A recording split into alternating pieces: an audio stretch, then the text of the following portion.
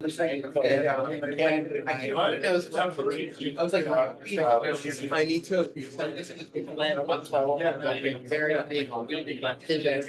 Jared was talking about the studio. See that picture that I haven't seen. I mean, it's something else, I think. Yeah, I haven't been out. They had. It's tiny. Yeah. Properly. That might be inspiring, you know. Living there. Report. Yeah. Man,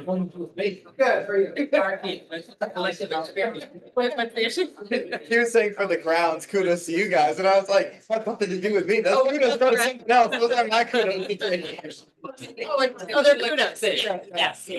We can send that to our grounds manager. Thank you. Yeah, the grounds are beautiful. They do a great job. They really love Can't believe it. Yeah.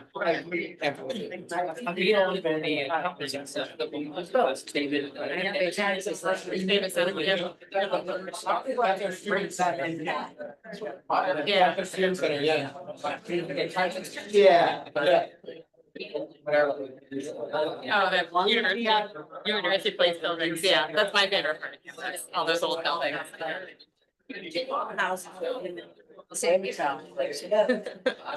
Lisa has more to do with that stuff than me. That's the director of planning. So I did not plan those buildings. I'm not that old. That is, it started in 1791.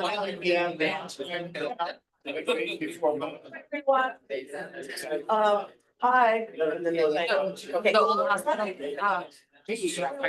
Behind schedule. So if you'd like to pick up food and then come back, we can start the meeting while people are eating. I encourage you to help yourselves right now. And thanks to people. Yeah. Yep.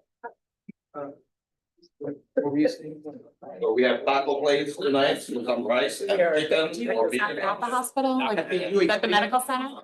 Yeah. Oh, we're separate entity, so I don't have anything to do with that. Yeah. Yeah. Yeah, they same name, but I mean, there's an affiliation, so obviously our medical school is affiliated with them, but. Oh, yeah.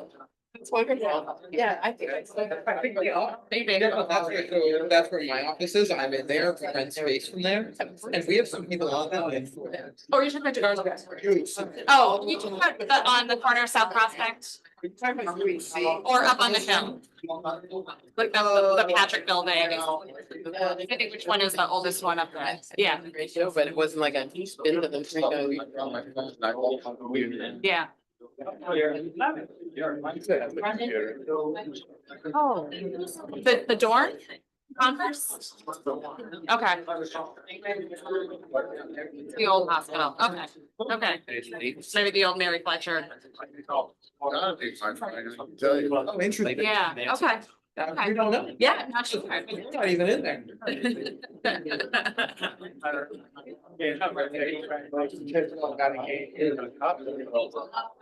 I know, how cool is that? They would mention anything. Yeah. That they won, that they were living by. For just they shut. You say there was, no. They were on winter break. Yeah, The students were on winter break. Yeah, that's why they had the parade later in January, because they wanted the students to be able to be there for it. Yeah. I did. Did you? Yeah. Were you? Yeah. Right now it's fishing. Before work, after work, you go fishing. Yeah. Okay, buddy. Cardiac cath. Sorry. Yeah.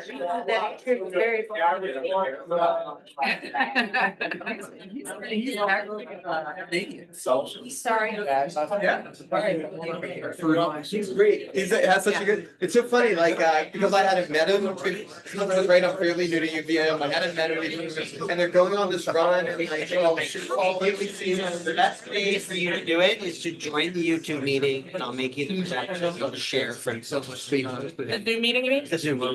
Said log on to that, it said it was invalid, but I don't know if it was maybe just because you hadn't started it yet. It should be up. Okay. Yeah. That's what I'm getting. I think it's kids. So if I- Yeah. Okay, he does, right? He would expect to be.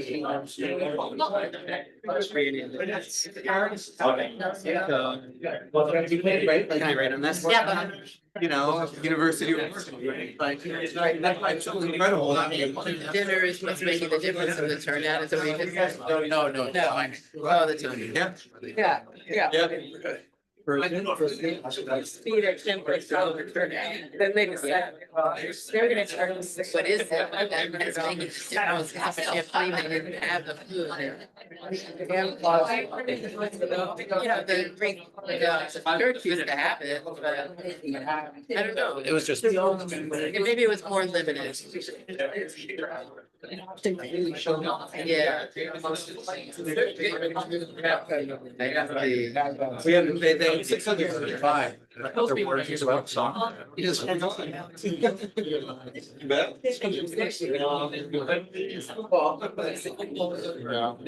Everything I can ask about. Yeah, well. Where do they meet? That was fun. They don't meet. They don't meet.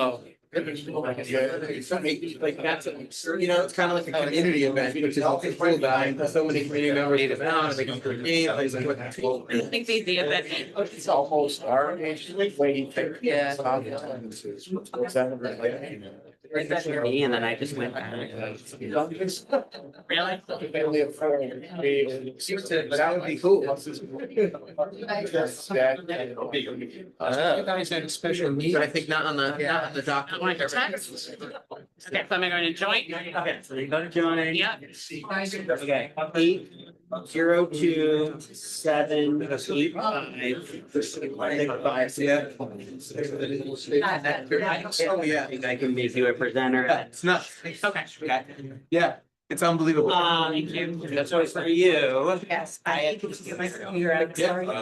Chicken. In fact, I think it's Yeah. Yes. Okay. Yes, it is. Yes, it is. Watermelon. Yeah, I'm excited. Let's see, market. Yeah. I'll make you a presenter. I didn't call that. Very serious for me over here. Oh, yeah. Okay, I just. Well, we gotta keep trying. I there, but I can't. Yeah. I'm sorry. Yeah. Anyone else? Thank you. Any leadership behind it? We were like, where's, the, you know, we normally, oh, yeah. I mean, well, I'm here because Nancy Harkin couldn't make it, so she told me to do this. Gonna go right with you guys. I have. Right. All right. I'm gonna let. That's the number which name again. Lisa. And this is the bigger than the in London. Wow. I'm waiting.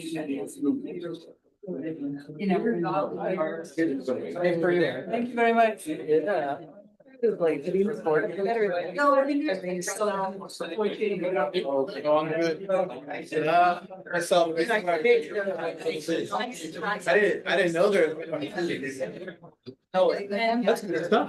Champlain sounds really good. I got it. It doesn't seem like it's barely. And, Yeah. That's what I'm saying. Romeo. I think He's left. Yeah. he left after the election, right? Yeah. Are we gonna get Did he run? Oh, city council, right? He ran for city council. That guy has a t-shirt that says 9:30. That can't be 9. Right, I don't think so. Last time Roseman.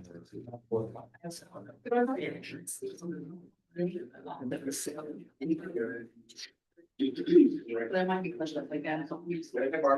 Clearly, I'm top. You have a little, yeah. Oh, good.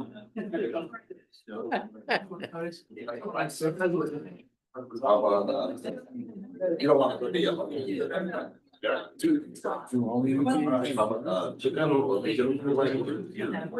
be a way to get. Yeah. I think it's gonna get. Oh, yeah, everything is really.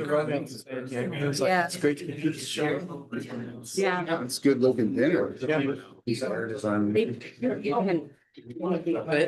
Still there design. Yes. Yeah. Then we didn't have a lot of projects, everything moved to Zoom and just comes and going. Yeah. We should start going more often, but. Yes.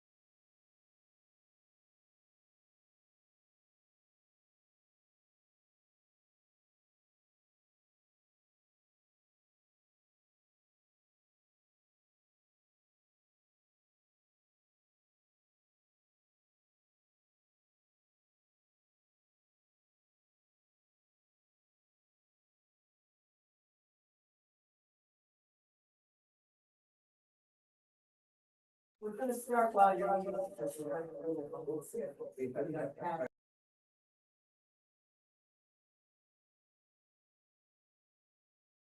Okay. I'd like to. Agenda. So we're gonna try to we're gonna start while people are eating and then we're gonna try to move it along.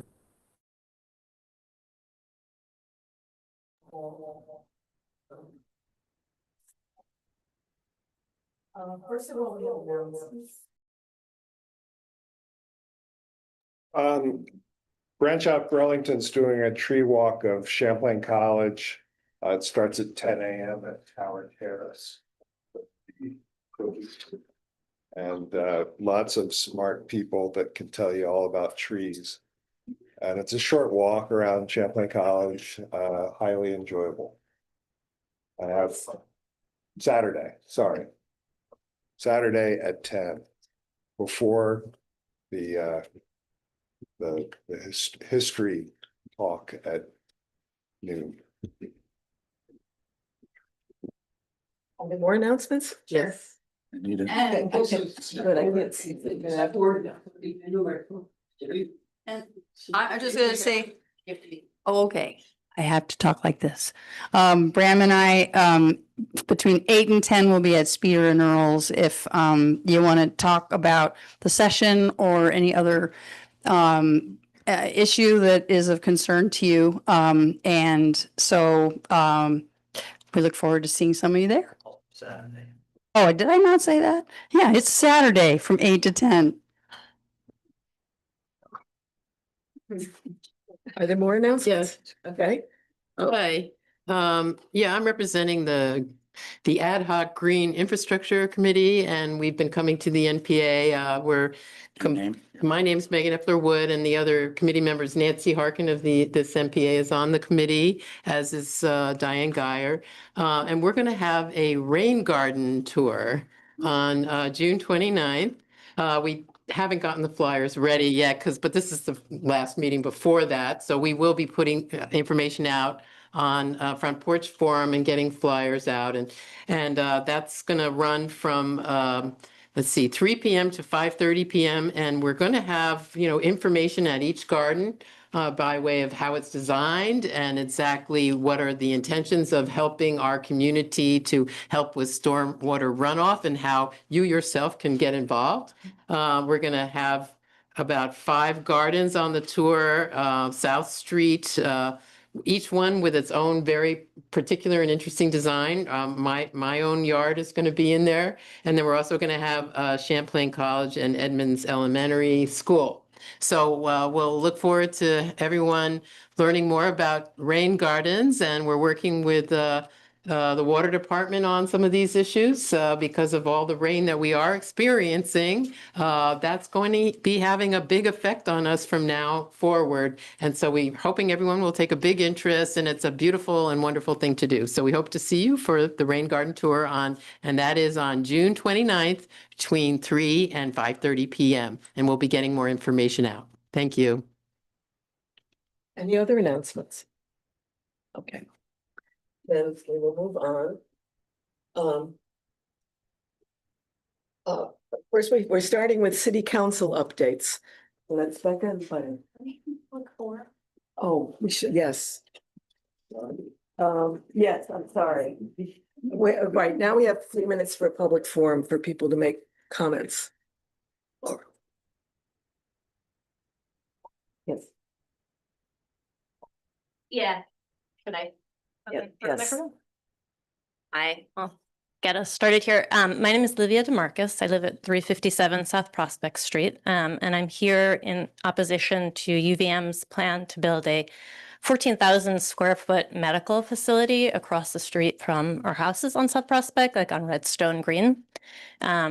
We found out about this through a half-page mailing this weekend, and I think it was on Monday. WCAX ran a story, basically saying this is happening, and yet we still haven't gotten any information about how that's going to affect parking, how many students are going to be visiting it, how many staff are going to work there. It's right up on the street front, from what we can tell from the one 2 by 1 inch drawing that we were provided with. And it's completely out of scale with the rest of the buildings that are fronting on the street. And I think that if UVM needs another medical facility, they've got plenty of space that's more internal to campus where they could put something like that. So I'm here in opposition, and I plan to be strongly opposed to it at each step in the process, but wanted to voice my feelings about it as early as I could, as early as I've been given the opportunity to. So thank you, everyone.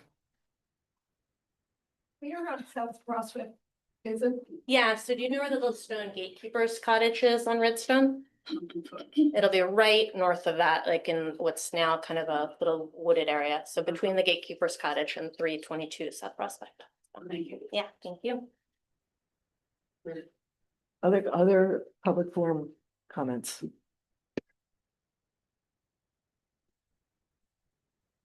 Hi, my name is Dan Feeney. I live at 283 South Prospect Street. By a show of hands here in this room, how many folks know about this project that UVM is working on? Okay, so that I see 7, 8, maybe 10 hands out of probably 35 people. My wife and I have lived on South Prospect Street and Robinson Parkway now for 30-something years. We've had 3 daughters go through Edmonds Elementary School. Got to use the mic, huh? Yes, the recording here. Okay.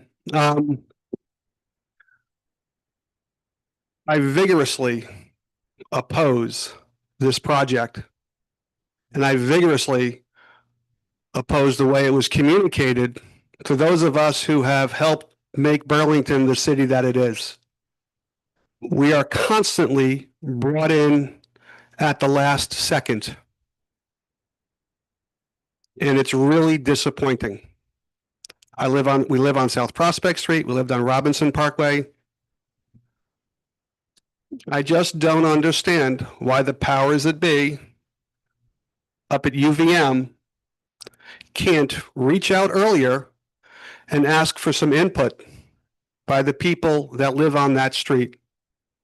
And so I'm here tonight to let you know that we will do everything we can to oppose this project. Thank you. Other comments?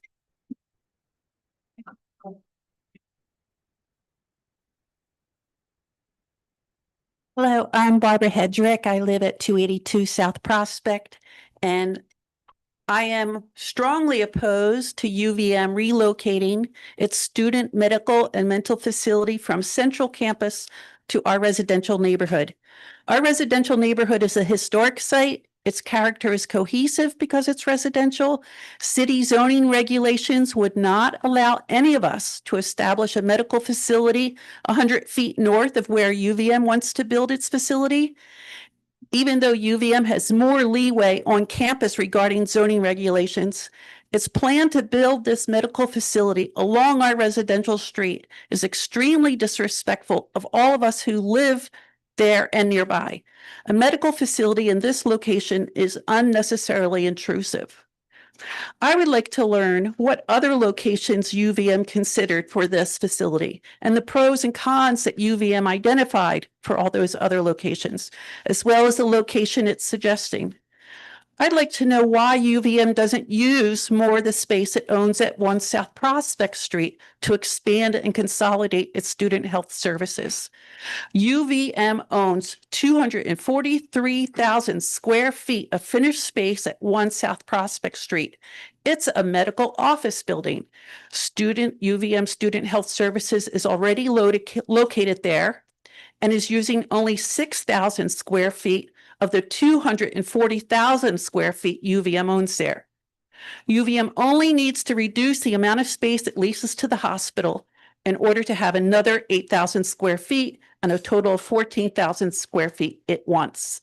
This is a space management issue that UVM and the hospital ought to be able to work out. UVM would be able to avoid spending $16.5 million on a new building just by renovating the space it owns at 1 South Prospect Street and adding some larger signs to the outside of the building entrance so students know what door to use. Frankly, I'm more than disappointed with UVM. I'm fed up. Its attitude and actions in doing whatever it wants along our residential street, regardless of the harm it causes our neighborhood, is really bad form. Everyone in the city, the planning zoning office, DRB, city councilors need to do a much better job protecting our neighborhoods next to UVM because UVM is ruining all of them. Thank you for considering these opinions. Thank you. Other comments? Okay. Then Hi, I'm Jean Landau. I live at 292 South Prospect Street, and I am in strong agreement with Dan and Amy, Livia, Becca, that we strongly oppose the development of a facility like this in our residential neighborhood. A 14,000 square foot building is enormous, and I've lived there for about 11 years, and just the increase in traffic in the past 11 years alone is substantial, and it impacts our daily lives, I would say. And as residents who are taxpayers, I think that our perspective needs to be considered. Prior to this meeting, like Dan said, learning about it kind of last minute has been a little disrespectful and unappreciated. Thank you. more takers. Can I make a suggestion? None of my business, if you want to, but someone can make a motion to say, for the July meeting, if you have a July meeting of the Ward 6 and 28, and you have on the agenda an invitation to UVM to come to the NPA meeting. Okay, I'm sorry. Forget everything I just said. Yeah. Thank you. Okay. Now our city councilors. Great. Hi, everyone. I'm Becca Brown McKnight. I'm the city councilor for Ward 6. Thanks for having me. And I think we're also joined by South District Councilor Buddy Singh online. Although I'm not, if he's not promoted to a panelist, maybe, oh, there he is. Okay. Hi, Buddy. Hi.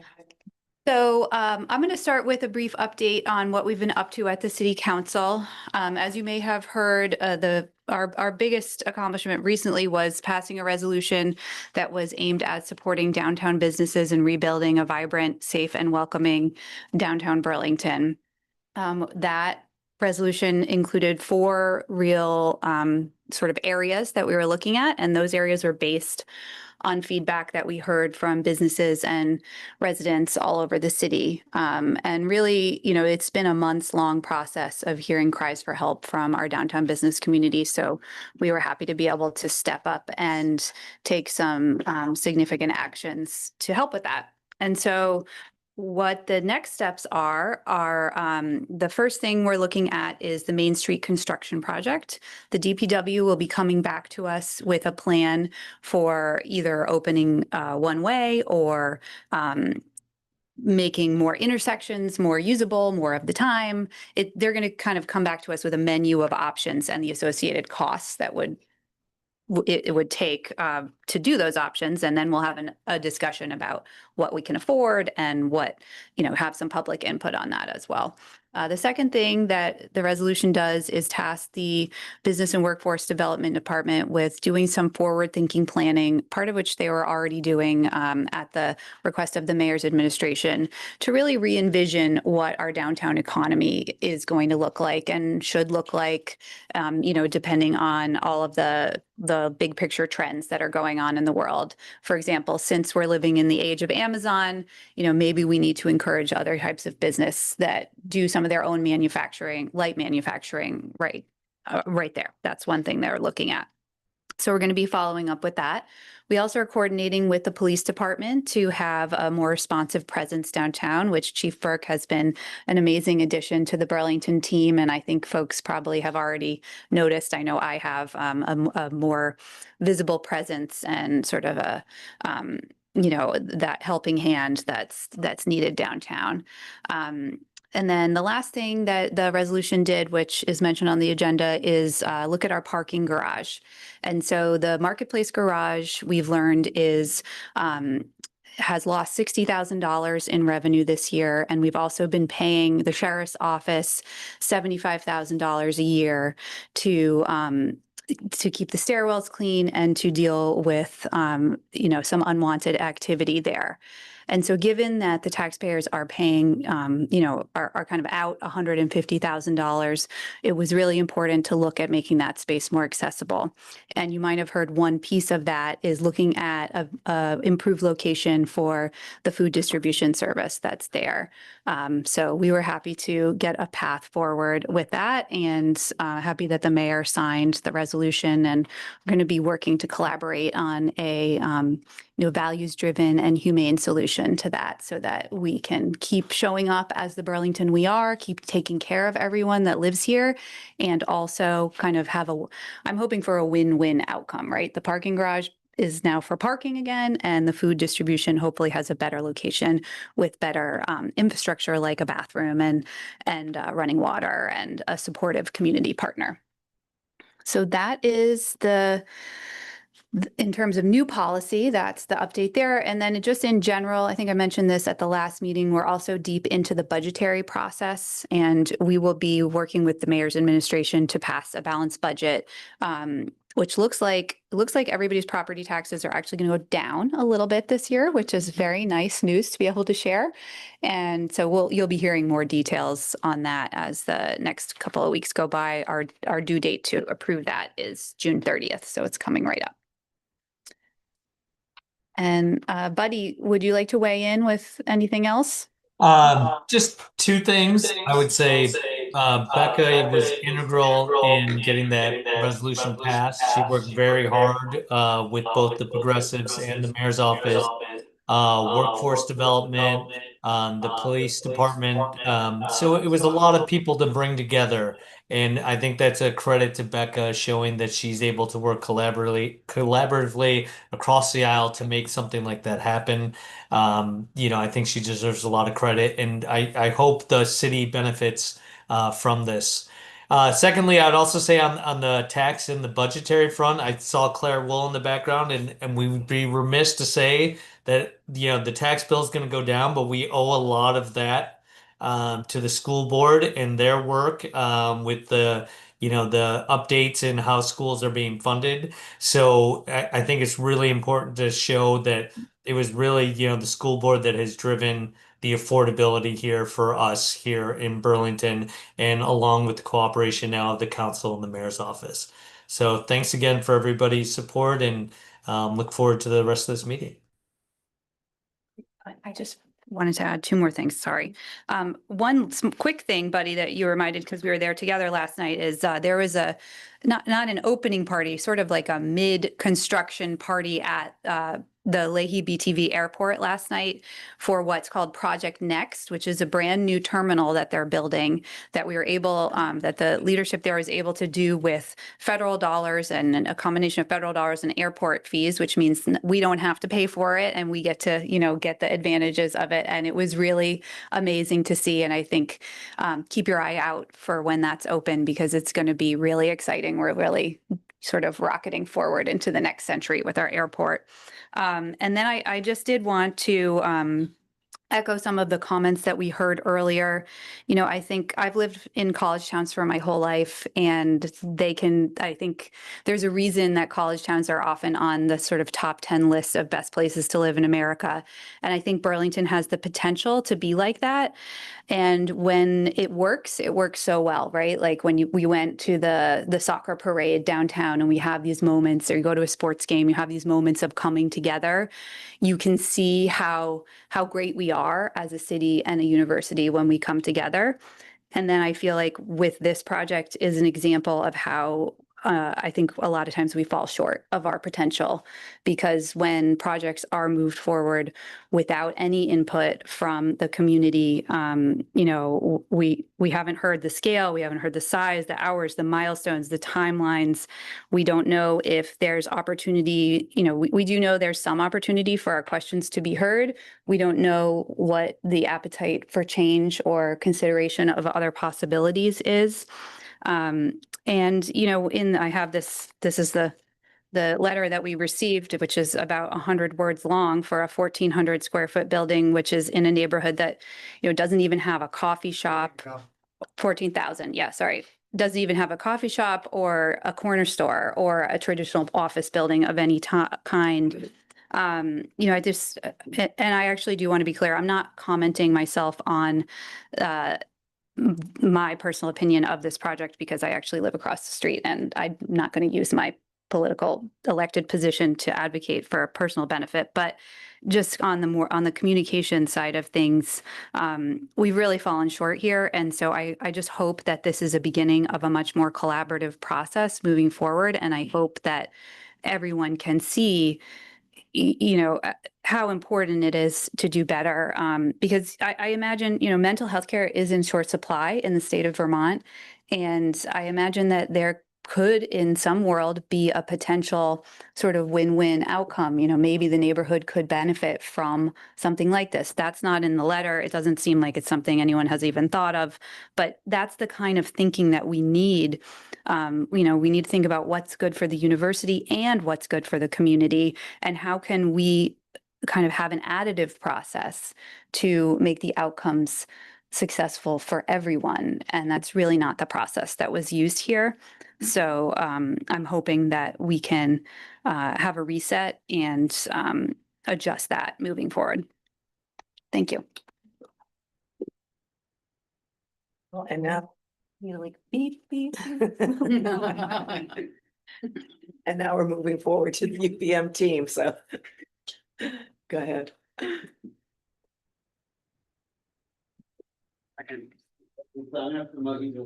Yep. Thank you.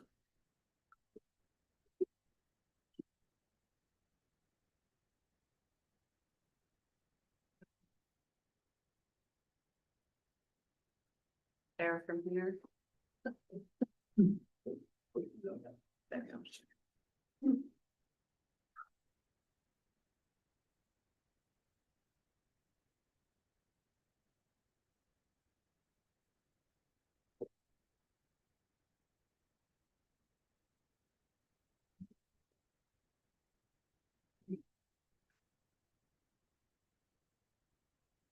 Thank you. My name's Lisa Kingsbury. I'm the Associate Director of Planning at UVM, and I'm here with Blake Riley, the Executive Director of UVM's Center for Health and Wellbeing, and Alex Halpern, who's the President of Freeman French Freeman and lead architect on this project. And this is a very awkward way to present because there's not any way I can sit that I'm not turning my back on someone. But I just want to start by acknowledging the comments that have come up. This project, we obviously have done conceptual design for it, which would be the appropriate time to come and talk to our neighbors.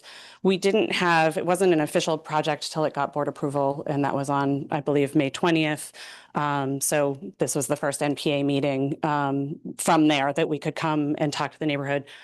I'll apologize for not putting more detail in the letter. I guess I was thinking that it would be better to come and talk and have a more fruitful conversation. Unfortunately, we're not going to have time to do that tonight. It's a packed agenda. There's no way we can really have a good conversation in 15 minutes. I don't know if we're even going to get to questions in 15 minutes. So I've heard from some of you in the room tonight, and I've heard from people other neighbors as well. And we are going to schedule a standalone meeting for this project on campus and make sure that we get out notice with enough time for people to plan for that. So we're thinking late June, early July. So we're looking for timing on that now. And then we're going to send out a notification. Now I'm turning my back on all of you. I'm sorry. We're going to send a notification out to the neighborhood. And then the NPA has also offered to help publicize the meeting. So I just want to assure you all that this is 15 minutes tonight. I'm thinking this is like a preview. We're going to give you some of the details that you're looking for, probably not all of the details. And then, we'll have time for a longer conversation on campus, and I hope that you all will be able to join us for that. So with that, I'm going to turn it over to Blake, and he's going to talk about the project, the need, and the kinds of services that the Center for Health and Wellbeing provides. Thank you, Lisa. So thank you for inviting us here today to discuss, and I do look forward to working with many of you in the future, as well as with Alex and others on further discussions to be had. And I thought that we would start by giving just a brief overview of what is the Center for Health and Wellbeing at UVM. What do we do? What does it look like? What is our value set? What are we trying to accomplish? So the Center for Health and Wellbeing, and you'll hear me refer to it as CHWB throughout this presentation. It's comprised of our student health services, counseling and psychiatry services, athletic medicine, and our health promotion unit. We have about 8,000 unique students a year go through our services, but our primary goal is to provide integrated and holistic services for students. So they come to UVM, they come to Burlington, and then they're able to graduate from UVM with a degree in hopefully 4 years, maybe 6, maybe more, right? But our goal is to take care of them while they're here. And that's what's really important. Our current space that we have is quite frankly inadequate. We're nationally accredited by AAA-HC, which is an ambulatory healthcare organization, and every single year on our reviews, we get dinged for the space that we have, and we'll get into that a little bit more. And quite frankly, it won't be tolerated much longer for us. You can see our current health clinic. It's not this huge building that we're looking at here in that first picture, but that's our entryway to our health clinic at South Prospect Street. There's a lot of other items inside that building that are really important for the community, really important for healthcare within Burlington, right? Mental health urgent care is in this building currently. There's different primary care, nephrology at UVMMC. Those aren't our services at the Center for Health and Wellbeing, but those are other items taking up space in this building. When you think about it, what Student Health Services is looking at this picture is this little box in the bottom of concrete that you see kind of in the tan. This is the oldest space in UHC Old Hall. It's called the rehab wing. And the easiest way for students to access this clinic is for them to walk down this back alley. And no matter which way we describe it, how we describe it, where we describe it, they struggle getting there each and every time. And its location truly is a barrier to their access to healthcare because they get confused. They really do when they're coming to this building. We currently have fragmented mental health service delivery, meaning it's spread across campus and spread wide. And quite frankly, the needs of college students today are very different than 10 years ago. Right? They're coming to campus with more complex needs and more holistic needs. And we want to support them in that. But our goal is also to serve the same number of students.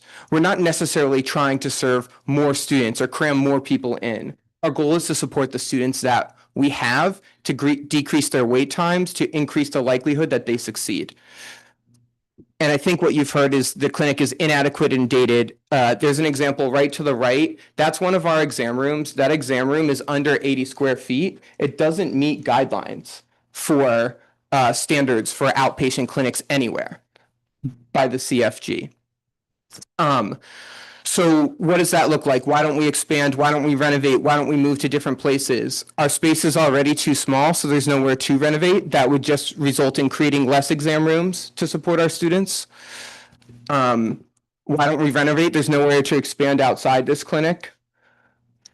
And sending students, we already have additional space inside the hospital, and sending students to additional space inside UHC is very difficult. And we'll take questions at the end. Thank you. They get confused. They wind up walking into other clinics. They wind up at the pharmacy. It's very difficult to find. So I talked about the clinic being undersized. 33% of our appointments are scheduled farther out than we would like. And thinking about the types of services that we provide within this space, think about your primary care provider. Right? It's colds, it's coughs, it's flus, it's UTIs and sexual health. When students really are just having a tough time and they need to get through and need some medical support, that's what they're coming to student health services for. We're currently open 8 to 4:30 Monday through Friday. And also, when our students can't get into health services, they wind up going to the ED, right? They wind up going to UVMMC, they go to the ED. Students wind up paying emergency room charges. They wind up taking emergency room space. And those are spaces that community members could have, but it's because they can't get into our current health services. We talked about fragmented mental health service delivery, and I heard some questions about what types of things are seen for mental health care, right? For the Healthy Mind Study, which is the largest study in the nation for colleges and universities, 57% of college students across the nation are experiencing depression and 36% anxiety. That's what we're doing at our mental health services. We're supporting students who just need somebody to talk to. They just want to walk in, talk to a mental health professional, and support them in order to get to the next thing, in order to complete their exam, compete in the athletic competition, succeed in the classroom, succeed in their clubs or engagements. That's what is happening for our mental health services. And when services are connected and services are together, we know that students are more likely to follow through. Where right now, if a student needs mental health support and they're in our medical clinic, that's a mile walk away for them. So co-location between the medical and mental health services is imperative for the future of students at UVM and for the students that we have there now. Our project objectives are to right-size the clinic in order to support our current students to reduce those wait times, cohesive mental health services, as I've mentioned, and adequate space that increases access and reduces wait times. Ultimately, integrated clinical services and retention at UVM is the goal. So here's just a map of you can see where the current locations is. And I do want to point out that the counseling services is actually currently on the Redstone Green and right off of the Redstone Green. They're in a residence hall which is an unideal location. Again, it's that mix that's hard, that's difficult to find for students. And we also support graduate students. We support future counselors who are at UVM and from other locations. And those counselors go on to be counselors in this community. There's tons of counselors within Burlington who have gone through this training program. And that's one of the goals of moving to 322 is to expand that training program to support more future counselors. So in terms of the move from, you can see Wright Hall there across the Redstone Green to 322, that's the same group of counselors and the same group of students are expecting to be accessing that. So foot traffic would be very, very similar there. This specific site and why was this specific site chosen is because it gives the opportunity for that co-location that I've been discussing. There aren't opportunities like that on campus, across the campus. And that's something that was incredibly important, was to get that counseling right next to medical services. So that's something that's incredibly important. And it's also very close to where many of our students are living in terms of students walking. You can see on this chart formally, and then I'll turn it over to Alex. The current counseling clinic is that pink dot all the way to the right. And then the current health services are all the way to the left. And what this would do is it would move these two services right next to each other. So I'll turn it over to Alex to talk about the specifics of the project a bit more. Sure. So this site was identified as an ideal site, and as an architect, we're trying to find out, can it work? So the big part of the feasibility phase here and the conceptual phase was, can this program fit here and fit comfortably and sensitively within the residential neighborhood? Is it the right scale? And can it enhance both the university and the neighborhood? So here, the gray outline is the footprint of the building. You can see it undulates. We'll have other views in a minute. The access is from University on the green side. There is no access from South Prospect Street whatsoever. The building is set back more than 30 feet from the sidewalk, meeting planning and zoning regulations in terms of all the setbacks, heavily landscaped. You can see there's a plaza at the entry to the south. And again, the facade has been articulated to work with the scale and form of the neighborhood. Next slide. Oh, so on the, sorry, go right back. Yeah, upper left is 322 Prospect, where the counseling offices are. That's, you can see the yellow square just below that. There's an arrow pointing to that existing house. This is a view looking to the northwest, so we're kind of bird's eye up over the green. If you had that clump of trees in the middle of the green, kind of looking down to the northwest, that would be the main entrance to the facility. You can see the Redstone Cottage at the exit to the Redstone Loop there. To the right of the facility is existing Blundell. It's a historic modern building, existing Blundell building, which currently has a classroom and administrative space in it. So again, you enter, there's a heavily landscaped plaza there, modern building entrance that speaks to Blundell. And then you can start to see the residential shapes that are replicating the cottage size and form as it heads north.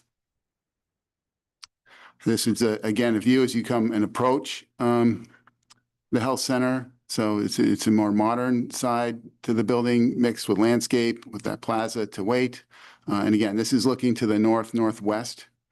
Prospect Street is to the left.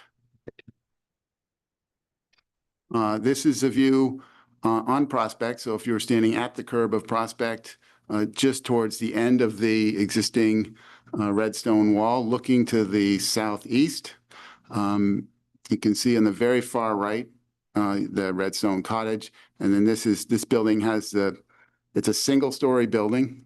The roof lines on it are no taller than any of the buildings in the existing neighborhood. The material, we're at a feasibility concept stage. This is why the building's in kind of a virtual museum board. We don't know what the materials are, but it's critical that this building and its facade fit into the fabric of the neighborhood. and harmonize with it. If it didn't do that, it would not be a viable project, and I believe it is.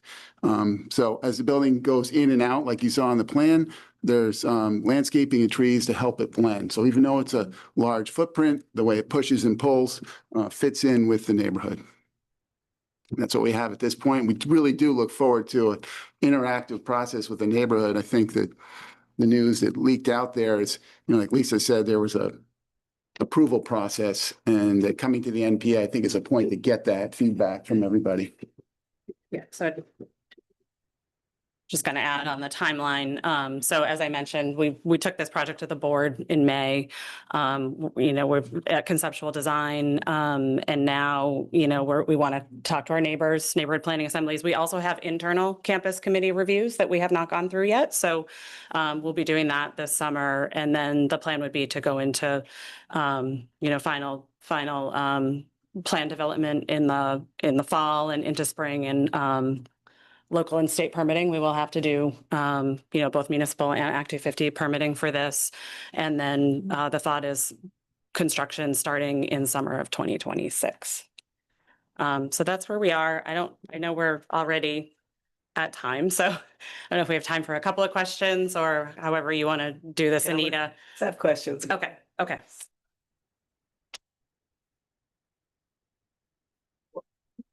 Well, I just have a point that I live next to Champlain College, and we had a lot of difficulty with Champlain College expansion, much like this, where you go to the board, you get an approval, then you come to the neighborhood and it's a disaster. And what we forced them to do, unwilling, we went through the whole Act 250 process. It was ugly, but eventually we forced them into a master plan. And they got a master plan approved, and then they built to that plan. And the neighbors loved it. And we had big paths, we had, the accessibility was better, but the process of getting a master plan in place and letting us know that this is a potential building lot is a really helpful process. That dovetails perfectly with my question, which is that I've seen over the years master plans for UVM, and not once has this been mentioned as the site of a potential medical facility. So that was question number one. Question number two, the idea that there's nowhere else on campus that you can co-locate these resources is frankly absurd. I'm sorry. It's fine that mental health is in a residential building. I don't have a problem with that. But if you want to build a huge facility and you're saying you can't build it internal to campus and put another residence next to it for mental health, that's just totally bonkers. I'm sorry. Again, nobody's commented on where any of the staff are going to park, how many staff will be there. I might not ever be able to get out of my driveway again. I already have trouble sometimes with the UVM bus that's coming in. If that Redstone, loop is being used by staff to exit and enter all the time, or by students who don't have, who live off campus and are driving instead of walking. I totally understand that if you need to look at this, near the dorms, but again, like up behind the music facility, near the Catholic Center, there's place more internal to campus that's closer, frankly, to the athletic fields and the dorms. That seems much more appropriate and is bigger. It's more wide open, and I think could accommodate this better. So anyway, those are my off-the-cuff thoughts after listening to that. Thank you. Yeah, I do want to note the parking question. We are not adding any new parking with this. There is an existing lot. There is actually two existing lots there. The smaller one will be going away with this project, and then maybe a little bit of, we're still working through maybe some short-term handicap parking on the road, not a lot, but we're not adding parking with this. Yeah, UVM students already burden the parking on the road. We have resident-only parking in front of my house. It's completely used by the sorority every day, which is their right. That's fine. But further up the street, if you take more spots away, that's really going to burden the neighborhood. And I don't, I guess, buy that the faculty that'll need to be there can all fit in the lot that's existing already. So it seems like you're going to be relying, I mean, I think concurrent with this, the city is thinking of changing the rules on resident-only parking to allow businesses in the area to use resident-only parking. So I have a feeling that you're looking to capitalize on that to some degree as well and use the city for that. No, I know you don't have to ask them though, but that's just a rule that's going to be changing that you could make use of, and then the residents aren't going to be able to park. So, Just to comment on parking for maybe a little bit of context. And right, I'm not the parking person at UVM. But I can talk about the experiences of our staff parking. So many of our staff right at UVM, we kind of have this ranked parking system by brown pass, white pass, green pass, etc. And many of our staff who have brown passes park at the Gutterson lot currently. So I would expect in terms of parking that much of the staff parking will remain the same because the same expectations. I actually was in a meeting the other day and a staff member was excited that they were closer to the Gutterson lot. So in terms of parking specifically, that is not necessarily going to be hugely impacted. We also plan to make some patient spaces like we have at our current clinic, which we have a good beat on and kind of how many patient spaces you would need that works there. And it's not a ton. I think we have about 8 to 10 patient spaces out front, and there's absolutely the ability to do that with the existing space.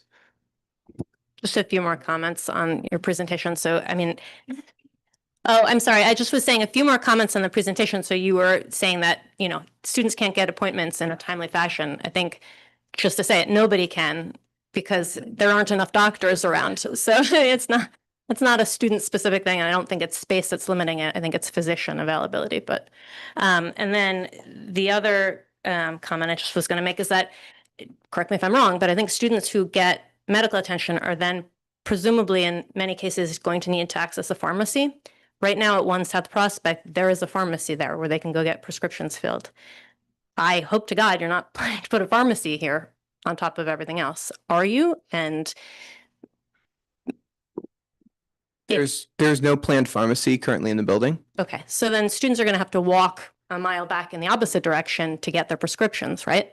Students get prescriptions from all over depending on their ability to fill. So they may get them from CVS in the community. It depends where their preference is and what that looks like. It's not, right, that's a UVM Medical Center pharmacy. So it's not specifically connected to UVM and we can't specifically funnel students into one location. They get the option of where to choose. Some students do. But choose if that I'm a pharmacy. sick student and I'm at the doctor's and I need a prescription filled, I'm probably not going to, especially in the winter, want to walk a mile. I would rather go to the pharmacy that's in the building where I've just been seen, right? Some students will go to that one and the students will also go to other ones. So it just depends on availability for filling Okay. and what I'm the just time saying frame that looks if I'm like. a student, I would be very frustrated if I didn't have the ability to fill a prescription that I needed if I was sick. Yeah, absolutely. And I guess if this moves forward, we'd be looking for an absolute firm commitment that there would never be a retail pharmacy at that. I mean, that's We're not planning to build a retail pharmacy in the location. yeah, but excuse me that I at this point have lost all trust Okay. in the Fair plan enough. because like I said, I've seen lots of master plans that never said you were planning to build a 14,000 square foot medical facility across the street from my house. So Fair enough. sorry to be rude, but One last quick point is that there seems to be a concern, it's the 14,000 square foot building. And as I understood, it's a single level building. Would they ever consider putting a basement and maybe an atrium where the property owners on Prospect still only see the small little home type things up above, but then most of it's below ground? I just throw it out as a idea. And again, we're in this concept feasibility phase, so nothing's off the table. We did a fit, we know it fits. We know it can fit architecturally and sensibly in that neighborhood. It does need to be on one level. Just functionally as a health services center, you don't want to be going up and down elevators for this size and scale. Holy shit. Yeah. You're absolutely crazy. Okay, thank you. Go over to UVM. You ride an elevator. University of Michigan, you ride elevators. Well, You go to Boston, you ride elevators up and down. I appreciate your comment on my character, but I will say that this is not a hospital and I'm not crazy. Thank you. Listen, we can have honest disagreements. Alex Halpern is a spectacular person. He's done more in this community than probably all of us. Well, So I'm just, I come from this. I don't care where you come from. Keep the comments calm. I'm just saying, you can have healthcare on more than. That's not what you said, and I think it's on tape. So just calm down. Alex is a good guy.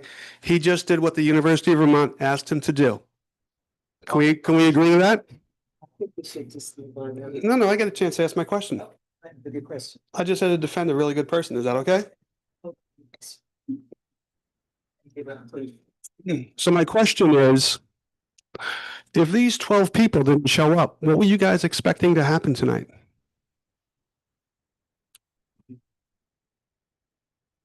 We came here to talk with folks and discuss and to hear what's happening and what's going on. So that's something that we want to take into consideration as we continue with the schematic and conceptual design process. Were other locations considered?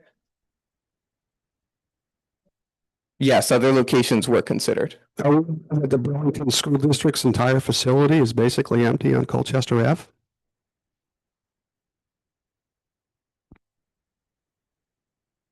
I'm not going to speak for the Burlington School District. We can't. I'm asking if you guys are aware that the Burlington School District next door is entirely empty.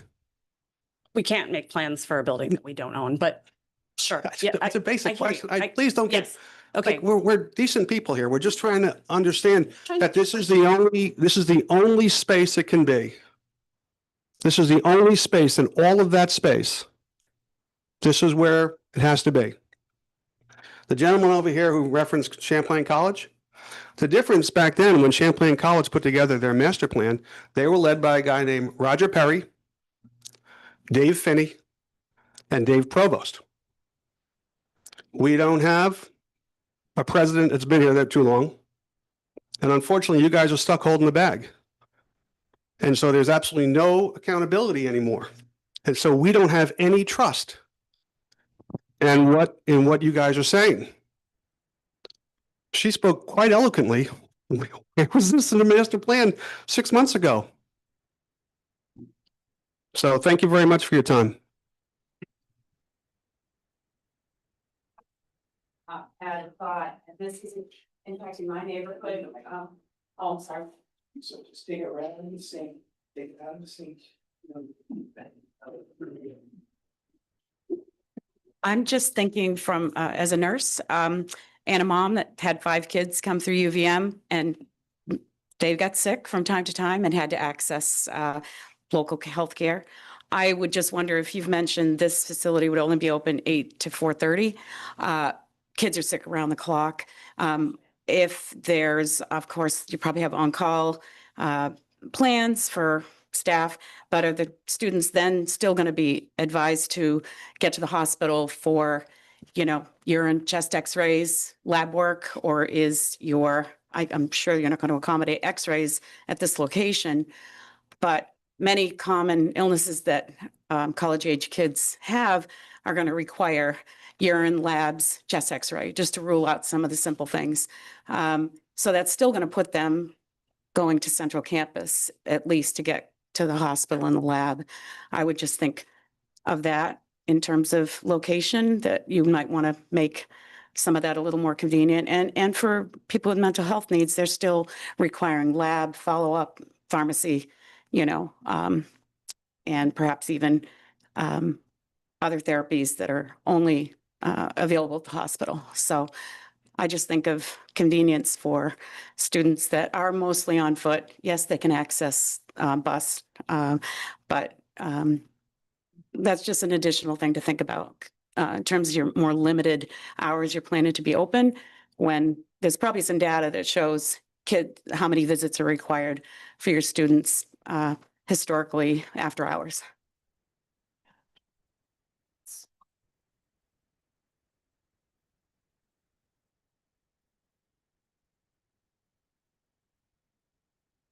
Can you speak to that, the hours that it'll be open?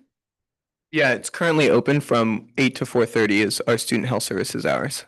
And would you be maintaining those hours on Those are the hours that we're maintaining, Monday through Friday? Monday through Friday currently. Well, sorry, but you keep saying currently. I can't speak to plans 5, 10, 15 years from now, but that is the current operations. That's been the past operations for the past few years.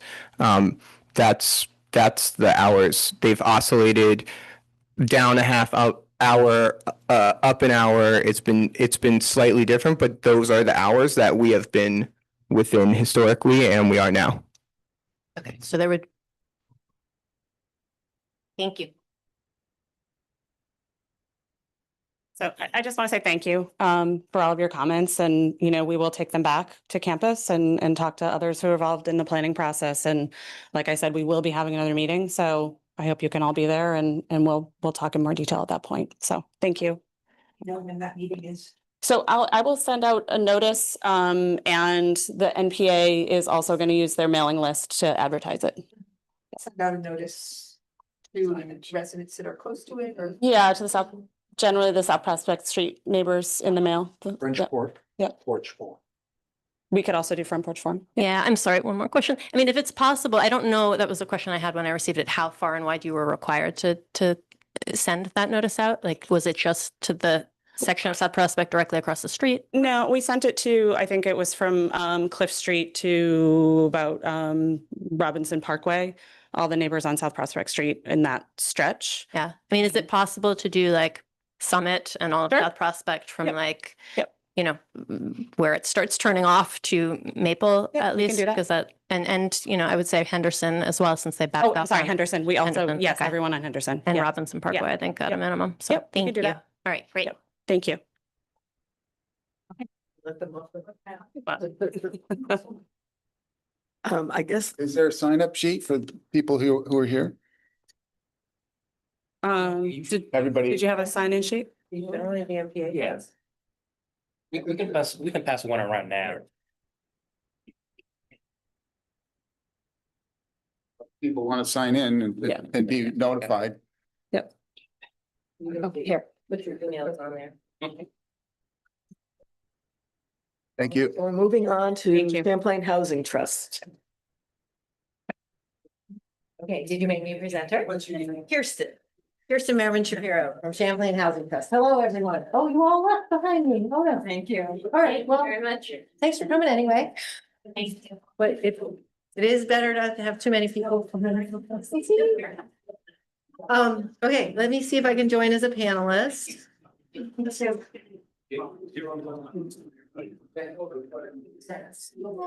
little bit of patience. I think I am.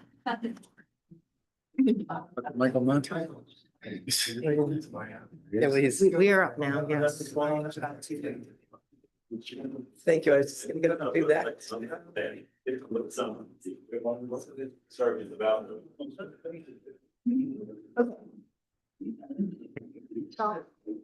Um, Hello. Hello. Hello. Thanks for coming out tonight. I am Kirsten Merriman Shapiro. I work for Champlain Housing Trust. I'm joined by Michael Monte, who is our CEO and leader at Champlain Housing Trust. And we're here tonight to talk to you about a new project that we have that we're proposing in Ward 6 at 322 St. Paul Street.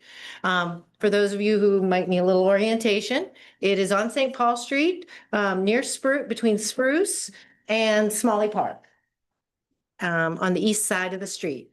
And then there's one more property between this property and Spruce Street. I have a little bit of a description and our architect's rendering here. This project is been developed with help from a group of parents that we've worked with in the last year for Developmental Disability Housing Initiative. And I think a few of you are here tonight and can speak to the work that they helped us. They identified a real serious need in our community to provide housing for adults with intellectual and developmental disabilities. And so this project intends to create service-supported housing for adults with intellectual and developmental disabilities that balances shared resources in a homey atmosphere. And we hope it will fit well into the community. These are the elevations in the site plan. The elevations to the right on the screen or left on the screen. The top line, that gray part is the existing building. This project will be a renovation to the existing building and will add an addition that continues on the back part of the parcel. And you can see the site plan adjacent to it. So to the left is St. Paul Street and then the building with the addition on the site. If you want to, you can. So be useful. It's hard for me to point from here. So no job, too big or too small for Mr. Monty? Chris, the building. Yes. That's the small part is here, St. Paul Street is here. You got that right. This is old, this is. Yes, and on the elevation, But the old building one, now has that area easily. correct. And so we have this great building and this great site, and the city code is such that we could increase the density along the residential corridor along St. Paul Street. It would allow us to build up to 3 stories. However, these buildings are 2 stories. We felt it really fit in with the neighborhood. We worked with groups of individuals who have lived experience, and they helped us to sort of define what they felt a place where they would like to live would look like. And so that is the design that we came up with. And I don't know, it was it was a very interesting process to get to that way to do design. And it was quite interesting and enjoyable. The next slide, this is just a few more details, so I want to go quickly so that Michael and some of the other folks have a chance to speak and you have time to answer questions. Again, the land use, it's a supportive, affordable housing. These are for people who will have additional supports and services, and it's 10 apartments, so 10 individual apartments. The existing building is about 2,300 square feet. The addition is about 3,700 square feet. Again, height's 2 stories. The parking is going to be 6 spaces plus 2 ADA spaces. With the new addition, we've actually reduced our parking footprint by almost 2,000 square feet. It's right on the bus line there, and there's a bus stop right there at Spruce and St. Paul.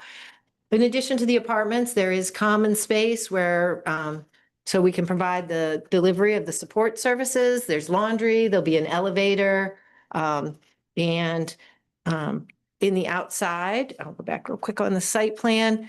In the front, we look to have some more patio space that's facing the street so that it's interactive. And with that, I'll let Michael talk a little bit more about the program. And if someone of the folks from DDHI want to come up and join us at the table, because we are supposed to use the microphone. I hope everybody could hear me on not in the room, but out on TV. Yeah, DDAHI parents, Shep, come on up. I'll be brief. CHT does a lot of different types of development. We do home ownership, we do larger rental housing. We have 6-story buildings. This is not one of these things. This is a very different project. It's very different in terms of scope and intent. We initially thought about doing this kind of work a few years ago, and we're very lucky to get a planning grant from this. Me? I could speak louder. Microphone's not doing anything, is it? We initiated sort of the thinking about doing this kind of housing a few years ago, and we were able to get a planning grant from the state of Vermont a few years ago to sort of do this as a pilot project. We worked with parents. Parents, raise your hand. We worked with parents on the development and the program development and the design development of this. This is a fairly unique kind of development for the state of Vermont. This is the folks who are being housed here are probably housed in different settings, in different locations. Many of them may even still be home and not living independently when they could be living independently. I am a parent. What? Excuse me? Most of them are not going to be able to live independently. Not totally independently, yes. I am a parent of a child who has a disability who qualifies for this program. I'm not building it for my child, we are able to get support from the state of Vermont to redevelop the site. Now, the unique thing about this site, it is not a group home. It is not sort of people sort of under necessarily 24-hour care. People will have their own individual apartments, but there will also be a community setting and services available for those individuals, a very different kind of model. And in that way, doesn't really exist. What was there at that location a couple of years ago was a group home where everybody had their own room and there were services and it was mental health type of activities. The folks here not necessarily will have mental health issues. They might, but the level of support that's going to be coming to them is different than you would find in a fairly intense residential setting like a group home. When I say those kinds of things, I say those things because knowing who my son is, who is different than your daughter, who's so we all have different situations, and each child and they're all children. Mine's 34 years old. 26 year old. Yeah. So we are the parents of adult children with disabilities. And so we're looking for a way to make sure that they have a stable place to live where they can get support, where they can live independently. That's really the goal here. That's what we want to do. So that's the nature of the development. That's why we're doing it. It will have more support staff on site for individuals who need it. Some individuals may simply just need a little bit light touch. Some individuals need a more heavier touch in terms of the support they're going to get. You want to correct anything I just said? No, we good? Are we good? Okay, we're good. All right. Any questions? Do you want to add anything? Why don't we take questions? Okay. Find out what people. Okay, questions. Yes. My name's Bob Lighty, and my son played Little League with your son. So that was wonderful. There's a basketball court next door to this. Is that an issue? Because it's really heavily used and popular. And there's a lot of drugs for sale down the street. Is that an issue? Go ahead. There are parents that are concerned about that.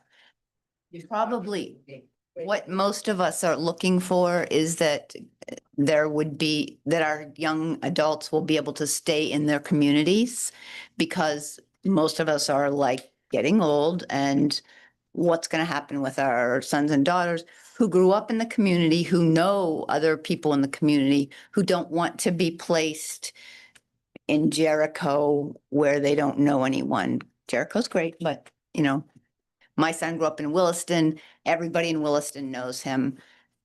If you put him in Jericho, nobody knows him. Many of them will be able to be in the community and will go out and play basketball. But they will have staff that will either keep an eye on them or be like, you're going to be out there for an hour or something, and then we're going to have you come back in or whatever. So there are some concerns about the drugs. We are thinking that most of these people will, when they're in the community, have either the capability to handle themselves appropriately or will be with a staff person. My son hasn't had a drink of alcohol or a beer or smoked any pot or done anything like that. So I think most of our children, given who they are and their disability, often are not necessarily the people who are doing these things. Matter of fact, probably because of the nature of even the medication that they're using at different times in order to manage their disability, it is, that they're actually staying clear of all kinds of drugs. So that's, this is probably going to be the most sober house in the neighborhood. How many people will live there? There'll be 10 apartments. 10 apartments. Is it one person per? Yeah. Well, there are two-bedroom apartments, Yeah, right. but that may either, It might be a Go ahead, explain that. that may be a staff person or it could be a roommate. There are a total of 14 bedrooms because of the 12 bedrooms because of the. There were 22, I think, before, so. A lot of people It's there. a lot They're different. crowded, that's why they're not there anymore. So it's going to be much smaller in terms of number of folks who are there. Yeah, thanks. I don't know, who do I pick? Do I pick people? Yeah, that was related to my question. With 10 or 12 people in there, what is the pool of individuals that need accommodation like this? Is this a drop in the bucket, or how's it meeting the demand? There's the research done by the Developmental Disabilities Council in 2023 shows 602 units needed statewide. The planning grants that were put out have now, I think they're going to house approximately 25. There's a place in Moncton, there's another one in Waterbury that's going to only have 3, and there's one in Randolph that will have 2 to 4. So, This is as big as you could make it. well, this is Any the, apartments? this is what we see as a right size. The Medicaid will not allow large facilities anymore. People are supposed to be involved in their community and live in their community and be part of it, not in a set aside. This is really trying to balance out sort of large institutions. This is not an institution, not even close to, and just sort of individual apartments where we really can't have a critical mass. I could say that I'm meeting with a developer in Williston pretty soon. I met with folks in the new North End of Burlington. And so we still look at other opportunities sort of to meet this sort of broad need. That gentleman. You. I'm Mark Howe, and I live on the corner of Spruce Street and Spruce Court. And I only heard about this the other day. And I think that might be because I'm probably more than 400 feet away from the site as the sidewalk goes, but not as the crow flies. My experience, the experience of folks on Spruce Court, I think has been of having a big density in that building, the one next door to it, of tons of noise. And I'm wondering about two things. One, if there's been consultation with people in the neighborhood about stuff like that. And two, if there is kind of 24 hour, is there somebody there sort of in charge 24 hours a day? Or is it people coming in to sort of oversee things during the day? How does that work? I would say that there will be staffing there often. I would say there is going to be we're going to be using a lot of remote sort of cameras and other things to ensure that if something is happening, there is an opportunity to respond to it. I'm not sure if we're doing 24-hour staffing or not. I'm with Howard. I'm not sure. I'm not sure either. It ultimately depends. We haven't, this is the first step in reaching out to the neighbors. So the city provided us a list. I'm sorry if you weren't on the list. We just went to the city and they gave us a list of who we had to send information to. But I think it is the first step in that process. Once we go through our permitting, we will then, have to construct it, and then we will have to lease it up. So without knowing who the 10 individuals are and what their requirements are to live in this setting, it's hard for us to completely say with 100% it will be exactly like this, because it is really tailored to the individual. Each individual has their own requirements. Thank you. Yeah, just one other follow-up question from the neighborhood perspective, and that is how close to Spruce Court does this back up? And how close to hillside condominiums does it back up? Share the site plan. I'm not sure what hillside condominiums, I think I know what you're talking about, but I didn't know if that was, I don't know if that's the name of the. So let me just say this, your city councilors know how to contact me. I think this might be Ward 5, actually. Oh, this is, well, it might be Ward 5. It's Ward Ward 6, 6. yeah, which is great. Yeah, we're Ward 6, that's why we're here. I am very clear that it is in Ward 6. I double checked. Yeah, yeah. everything. Good. Wall Street is our dividing. Yeah, That yeah. is correct. Yeah, so your city That's good. council's. Oh, okay. City council certainly know how to contact me, and what I'll say to you is that you could always. It's your fault. You will always be able to, would you stop that? I'm trying. You will always be able to contact me. And I am on the phone, unless I'm sleeping.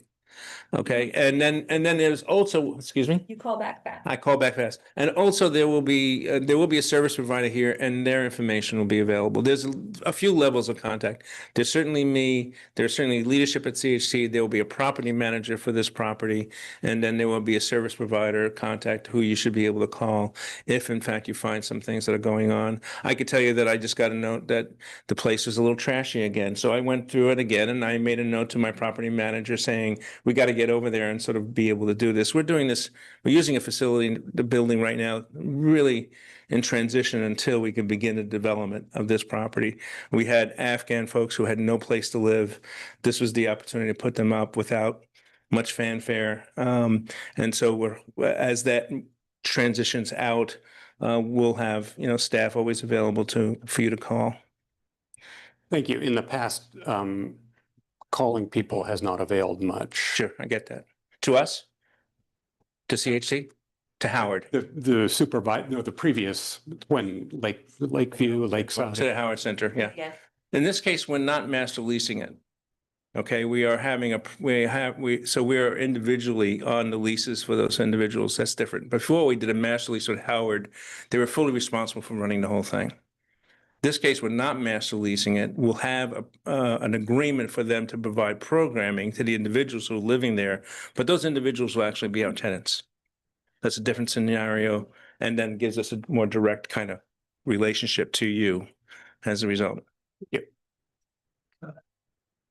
Hi, my name's Paul Sippel. I don't have questions about the function and what the building's being used for. My concern is how you're going to build the building, to what standards. I'm concerned that a lot of these projects are very shoestring financed, and that long-term, that doesn't bode well for the tenants and or the owners. And so my questions are, to what standards are you building it? Hopefully more than the minimal building code, because that's a very low standard in the state. What are some specifics about the quality of the windows you're going to use? What are the R values? What is the air leakage going to be within the building? Do you have a set of standards that you're giving to your architect that the builder has to meet? We do try to, we of course meet minimum building codes. And in this case, we're doing some extra things given the population. So the building will have a sprinkler system. It will have an elevator. Normally in a 2-story building, we would not put in an elevator. Also, it is because we own these long-term, and we always are looking at the building envelope, and we've consulted with weatherization, and we are working with BED as well as Vermont Gas at energy efficiency opportunities. The new building will have a very strong thermal envelope, which will help. We'll be using some sort of heating and cooling systems and trying to meet the high energy efficiency track.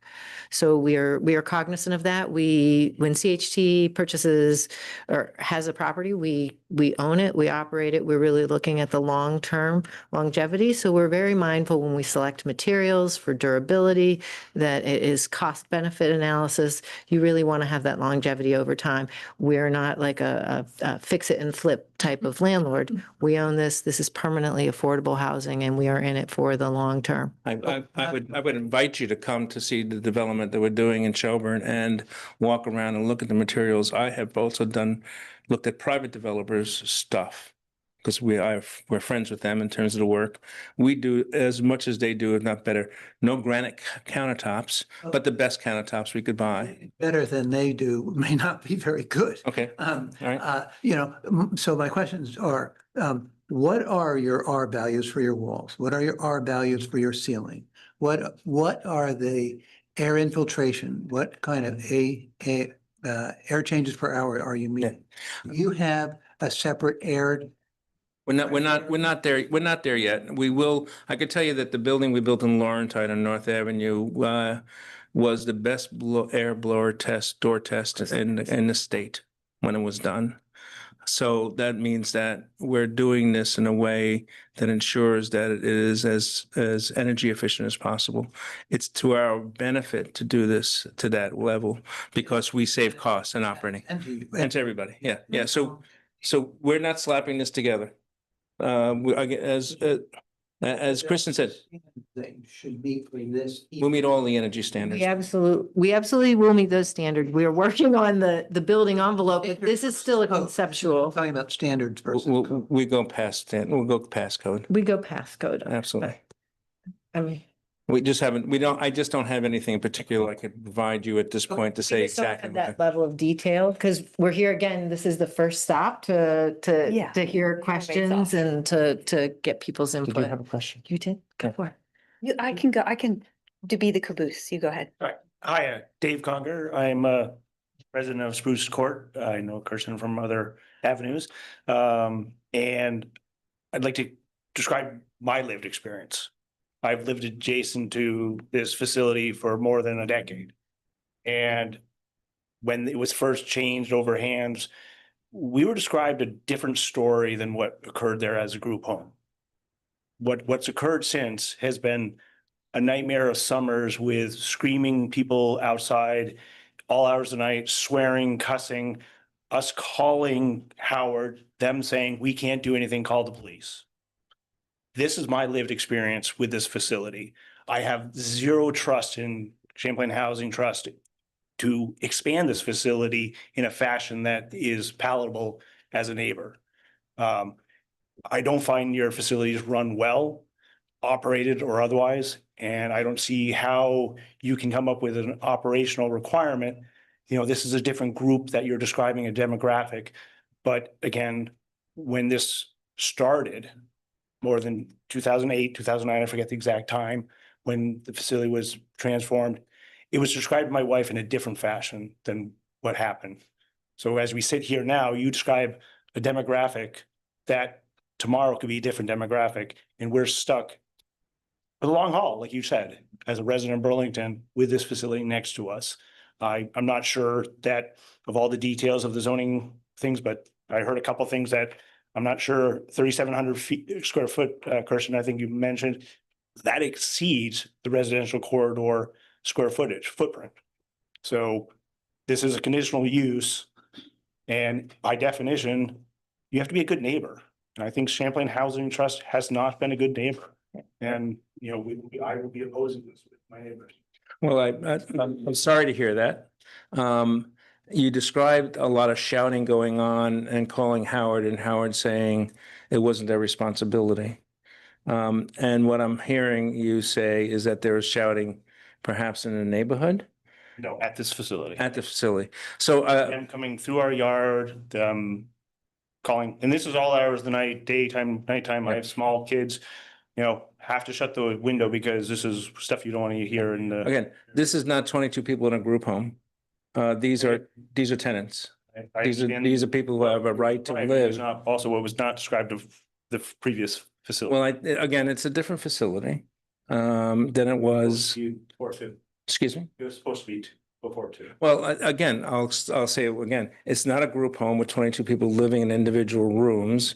It is 10 tenants of ours living under agreements with us, with services provided to them because they have some disability. They live, by the way, they live in your neighborhood now, those people. I could point 3 houses not far from you where those people live. They live in my house. They have a right to live in Burlington, and they have a right and we have an opportunity to provide them the opportunity to be able to live here where they were born. That's why we're building this facility. And so I would ask you for some grace to the opportunity to keep your children, your adult children, living in Burlington. That's all we're doing here. And will Champlain Housing Trust forever say this is what the use will be? It's gonna be these 10 apartments for this purpose. That is part of your approval.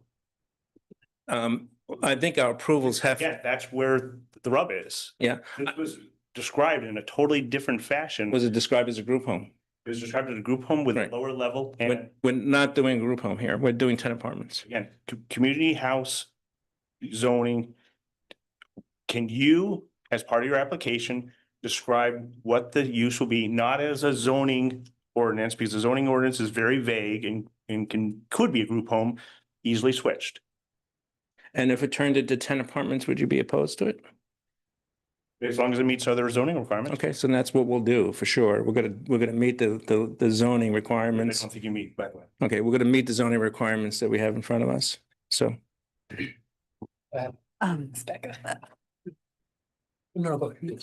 Thanks. Thank you, everyone. So a couple things, just responding to some of the comments. It seems like this is as we saw earlier tonight, it seems like more public input and conversation is going to be an important part of this process because unfortunately, based on the last project, there was loss of trust. To me, this is night and day. This is a new, demographic of people with very different habits and noise levels and all of it. So I think that there's a very positive path forward. And the other thing I just wanted, but that communication and that dialogue is clearly very important and has not been there. So it sounds like there's a commitment to do better. Mostly though, I just wanted to say thank you because I'm the big sister of a teenager with severe developmental disabilities. And we have this conversation in my family a lot of, what's going to happen to her after. Oh, sorry. Louder even with the microphone. Oh, sorry. Okay, sorry, I'm hurting people's ears on Zoom. But, I think anyone who has a friend or family member who has the type of disabilities that the folks living in this house, this type of housing knows that this is just an absolutely critical resource that does not exist really in many places in America. It doesn't exist in Burlington, and we're going to need more projects like this, whether it's for vulnerable folks with disabilities, whether it's for older adults as our population ages. We're the third oldest state in the country, and so I just want to thank CHT for this is a very innovative approach, and to come to the table and to go through the process of engaging with the folks who are going to actually live there. I just think that's all really impressive. And I think we're lucky to have you. So thank you I appreciate on that. behalf of the city and of Big Sister. Thank you. Thank you. I have a question. Based on what I'm hearing from the neighbors that live close to the project is the possible code of conduct of the folks that are going to leave. You made, yeah, sorry. You gave some assurances that this is completely different group of folks that are going to be living in this house or in this building, in part because they already do leave some houses that are already within the vicinity and not that too far from the project. So are you giving assurances that whoever is going to be living in that vicinity itself will be behaving well, and that if anything happens, that there will be an adequate response to deal with it? So this way, there's no like call this person and call that person and call that person before any response happens, because the last thing you want is the same issue to continue based on the lived experience from neighbors as well. Well, I think I'll try to repeat it. I appreciate the question, and I think we will have, again, a service provider who will work with individuals who may be struggling at any given moment, or providing them with the support they need to go to work, do a vacation, go to school, okay? So the individuals who are living here are going to be a range of folks. They're not just one type of person, but a range of folks with some disability. My son can't work. He needs medication in the morning and the evening. I need to administer that to him. He needs someone to bring him food, and he needs a little bit of sort of social time. He has zero executive functioning skills. If he was to live here, he would basically just require a little bit of support. Somebody else's daughter or son will need more work and more support, but there will be that support there on site. That's the distinction and difference between this and them simply living in the community somewhere else. You will have that, and that's a little different than what's been there before in terms of the sizing and the number of people who were there and the kind of services that were provided. I would also say that CHT can take action with its tenants depending upon the level of behavior. I could also tell you that I spent a lot of time in the legislature trying to get better laws in order to move tenants who are real problems out. I actually expect these 10 tenants to be the least problematic of the tenants that we have. And we do struggle with tenants who are difficult. And that's the truth of anyone who is a landlord at this moment in Burlington. And I could tell you it's hard sometimes to move people out. We're working on trying to make that better when we think that the action is egregious. So that's what you're asking me. Can you take somebody? Can you deal with this?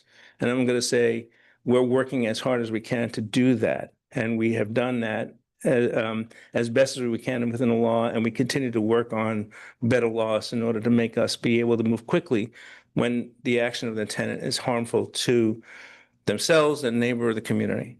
And that's a part of our lease. That's the distinction and difference between us and Howard in this context. There is an in context in our lease which talk about those things. We didn't have that with Howard. Howard could really had anybody they needed to put in there, they put in there. We'll have something that's different than that in the context of these 10 apartments. So I'm thinking, what I'm trying to say is there'll be more responsiveness coming from both services and from the owner as a landlord, where we're going to be more directly involved. You want to say something? Yeah. Yes, you do. I just want to say too, as a parent, my son is pretty functional. He has Down syndrome. He works at UVM in the grounds. He can take the bus there. Most of the people, but he can't manage time. He can't manage money. He can't, you give him $20 and he'll hand it to the girl at after he buys a donut as the tip. So he needs some supervision. Some other of his friends are people in wheelchairs who need diaper changes, who don't communicate. Most of these parents are parents of young adults with high to moderate needs. So they're not going to live completely in an apartment on their own. They're going to need, my son could get himself breakfast and lunch, dinner once a week or two, maybe, but he needs somebody there to prompt him or to check on him, or if he's going to go play basketball, to be able to look out the window and say, okay, you've been out there for 2 hours. It's getting a little rowdy. You need to come in. Very much. I mean, we're like having a child. It's like you have a 10-year-old or something. It's like having a 10-year-old. I still have a 10-year-old and he's 26. Many of these young people also have sensory issues. So we did have a lot of discussion in the planning of the property or the house, that there would be, is there going to be additional insulation? Is there a way to keep it so that people have their space? There's a sensory room for people who need to have a quiet room that's going to be totally quiet for them to go in, calm down. It's a very different population than, my son will be the one outside going, no swearing.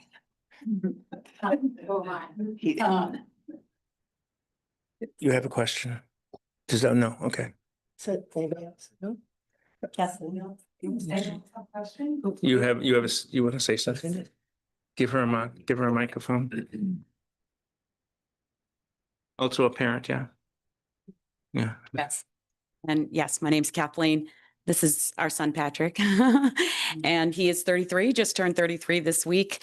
And he's the fourth of our 7 kids that have all come through Burlington schools. We're in the New North End, and we are hopeful for more projects like this. I have no idea if Patrick would ultimately live in this setting, but I am encouraged that it's happening and that similar projects are happening around the state to accommodate this really critical need. I also have a unique perspective in that my mother lived at Converse Home in this very neighborhood for 4 years. She developed Alzheimer's, and we were so blessed to have that care in your neighborhood. For those of you living here, I just see this location almost as a little parallel to Converse Home in terms of what's provided there and what I observe there. And I would hope for the same very high standard of care and supervision in this facility that my mother received at Converse Home. And again, Converse Home is what, 3 or 4 times larger than what this property would be. So I'm really hopeful, and I just wanted to share that this neighborhood might be really unique in housing individuals with long-term needs that many of us are going to develop in our lifetime. The age range in this home might be half of what is happening at Converse Home. And but I just wanted to share that I don't think, from my understanding, Converse Home at its size is presenting a lot of issues for the immediate neighbors in terms of noise or behavior, et cetera. Thank you. Jen, this is. Yeah, I'm Jen Townley, and I was one of the parents working on this project with CHT, and I think they put together a great plan. I feel for you based on prior experiences, but I'm going to just say, if you knew my kid, he's contributing member of society, he's working, he volunteers, he fundraises for Special Olympics.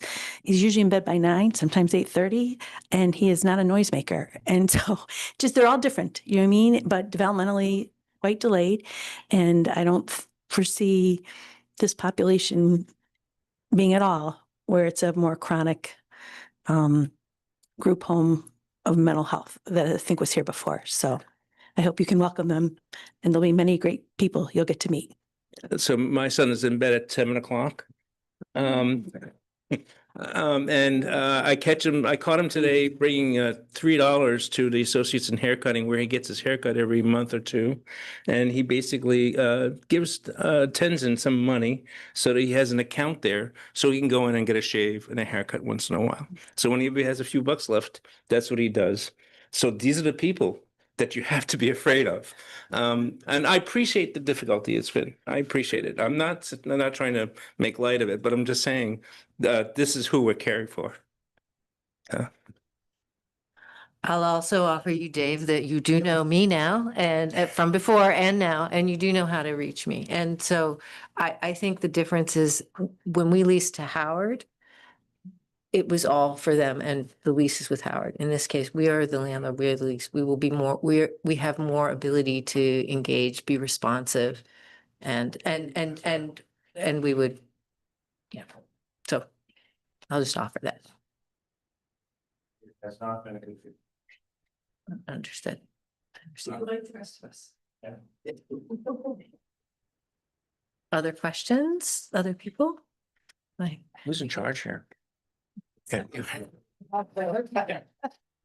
it was a good conversation, so I had to make sure that since people. And we'll come back, we'll answer your questions, and we'll come back with more information. So we have no hesitation on our part to come back and chat more, talk more, get more an understanding of what the community really needs in terms of management, and do all of that work. That's what we want to do that. I would say also, You gotta use the most of our most of our young people do some volunteer, some of them don't, but they're very interested in being involved in community.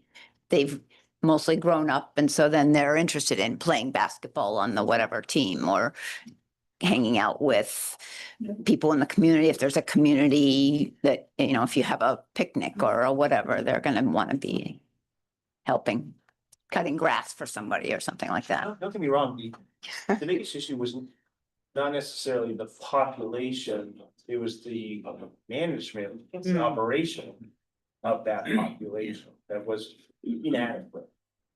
Yeah. So that's the simple truth, is that, you know, the spectrum of needs is just that, a spectrum. Yeah. And Howard did not do a good job. And that's about it's an understatement in many. Yeah, and again, I think you're whispering in my ear, and basically this is not for people with severe mental illness and sort of the chronic needs that they were in a group home. And frankly, I think Howard believed that, in fact, this building wasn't good for them either. That's why they moved. Yeah. And so that's why they moved to a brand new building. And so I think, you know, there's a recognition, in fact, that they probably couldn't manage it well in the context of the building itself. So I think we're going to hopefully do better with individual apartments and some support there that's different than what was there before.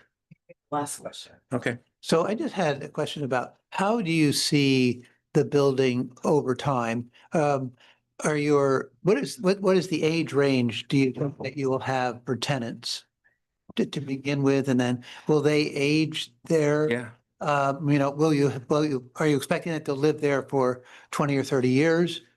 Is that the idea? You know, I could say that our tenants have the ability to, once they are in our housing, to request to move to another location. So these folks might decide that they don't want to live in a setting, they want to live someplace else. They can come to us and we could try to find them a new location. So our tenants actually have more mobility to live in a variety of places. Maybe after they move there, Williston comes up 5 years from now, and they go, I want to live in Williston or whatever it might be. We don't raise rents dramatically. We try to keep them stable. People are evicted when they break a lease condition. Otherwise, they have the ability to stay there as long as they want. We have had tenants who have lived at locations forever who feel like they own the place.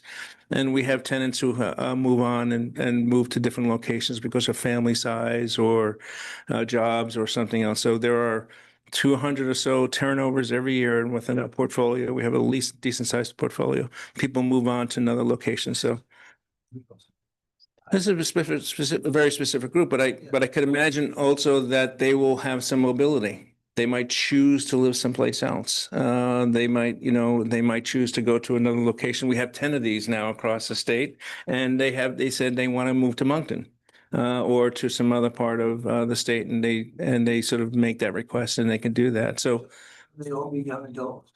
they're all going to be yes, young adults. And I think at this point, the definition is probably under 40. That's young for us, yeah. Isn't that young for us? I think it's young for us, yeah. Yeah. Okay, I think we're gonna move on now. Appreciate it. Thank you, everybody. Very much. Thank you. As a person from CHT here. That's me. Well, that's. That's it, we did I'm it. sorry. Yeah. You're on to the next. No one from DPW? Okay. Then we're gonna have. Oh, okay. Anything you hear? We're the open space. Yeah, we're the open space people. Yes. Yes. Can I?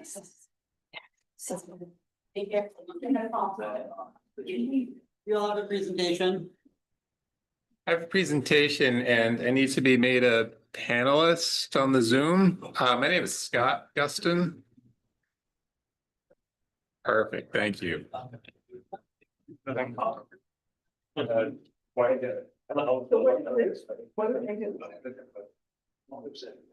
Open space plan. In the interest of time, we'll condense. Okay. So maybe we'll see them on the exam. We'll go fast as we can. Please. We're so far behind. It's Yeah. hopeless. Yeah.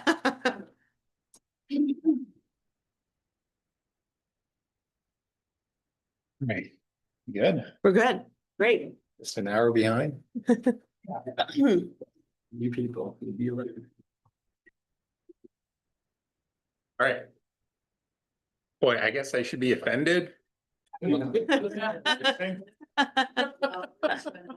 Yeah. Um, There is big time here.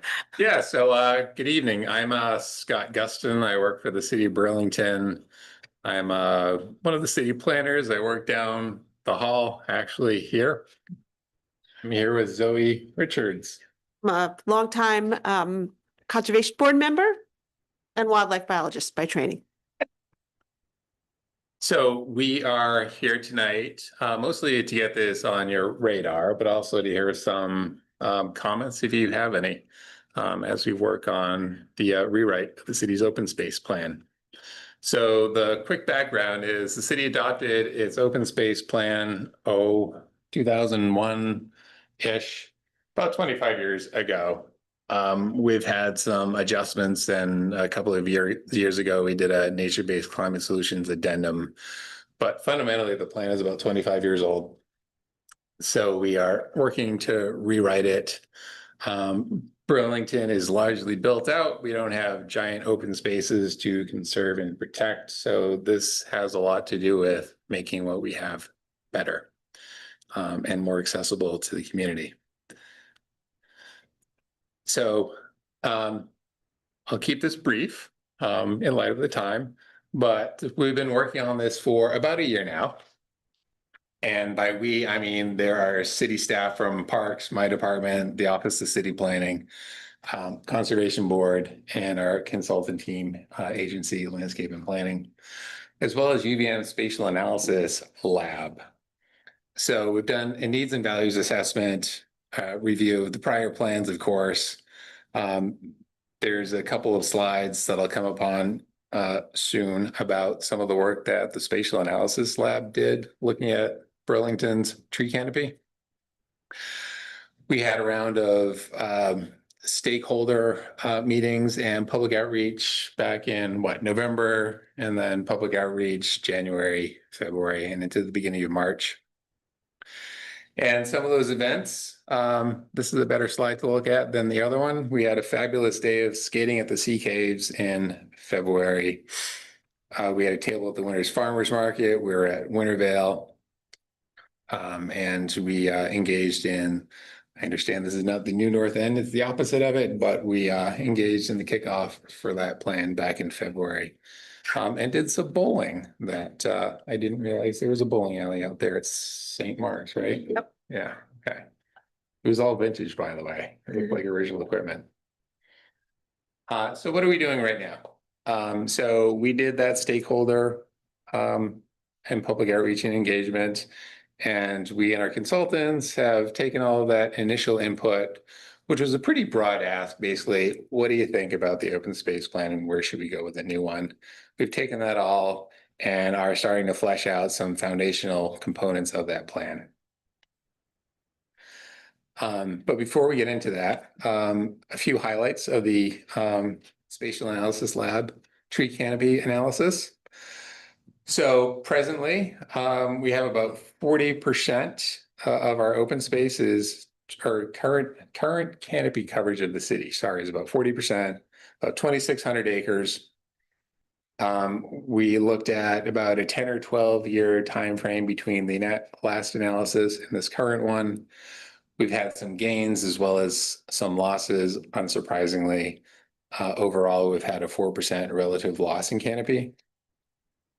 Some hotspots for losses are unsurprising, the Cambrian Rise development going up off North Avenue, as well as the Champlain Parkway right there. And most of the gains, I suppose, unsurprisingly as well, were in parks and other green spaces in the city. So this is kind of a neat graphic that the analysis lab put together. Purple basically shows where there were significant tree canopy losses. So you can see up there, the far north end by Star Farm. That's where the solar fields went in. You can see a purple blob a little bit south of Lone Rock Point. That's Cambrian Rise. And you can see a purple line where the parkway was installed, as well as some green, largely in the Intervale and up along the Winooski River corridor. So we could spend all night and then some going over the spatial analysis lab work, but we won't because it's late. So some of the emerging themes that are coming into focus now, there's basically 4 primary themes, as well as some cross-cutting values and topics. And I'll touch on each one briefly in these next slides. So conserve, okay, open space plan, that seems like an obvious theme. And we heard a lot about conserve and conservation from public and stakeholders. The city has a conservation legacy fund that came on the heels of the initial open space plan. For the first 15, 20 years or so of that being a thing, it was used exclusively for land acquisition and conservation. More recently, in the past year or two, that's been broadened to help support a local grant program to help local organizations with nature-based climate solutions. But we continue to hear real and sustained need and community interest in funding conservation infrastructure. I won't get into the weeds of that, but the punchline here is that one of the things that we think this new plan will do is look at ways to broaden funding opportunities for the Conservation Legacy Fund. The graphic here, just really briefly, darker green is larger forest blocks, and this is something the Spatial Analysis Lab did. As the green gets lighter, it's smaller forest blocks. Connect is another one. We have a lot of fragmented green spaces in Burlington, unsurprisingly, because we're largely built out. But we heard a lot about the need and desire to connect these spaces, both in terms of transportation and accessibility, but even physically with green corridors where possible. Experience, what this map shows is the blue is basically woods experiences, like larger blocks, like Lone Rock Point, Durway Island. And the red is more about proximity to, I'll say, more ball fields, tennis court type parks. But how can we improve access and public awareness of those things? And finally, cultivate. Burlington has a pretty strong community gardens program. There is far more need for that than supply. And so we're looking at ways to improve access, but also improve opportunities for community gardens. And then, of course, we all know about the Intervale up there, but midway up on the eastern side of this city. Burlington is unique in having that commercial agricultural base in the city as well. So upcoming steps, well, we're in the midst of upcoming steps. We've started wave 2 of stakeholder and public outreach engagement. And in that, we're trying out these initial themes and running them by folks to say, this is what we heard. These are the foundational components. What do you think? What are we missing? How should we refine and flesh these out? So that will go on through the end of this month. We're touring almost all the NPAs. I think Ward 1 doesn't have a slot until the fall. But we're doing the farmers market. I'll be at the Twilight Market this Saturday. We have a bunch of events coming up. The plan is to have a draft plan in place by next month. And I know it's ambitious, but we'd like to think that we can start public hearings for adoption with the Planning Commission, Conservation Board, and Parks in August, and hopefully get adoption with the City Council in September. Can I jump in? Yep.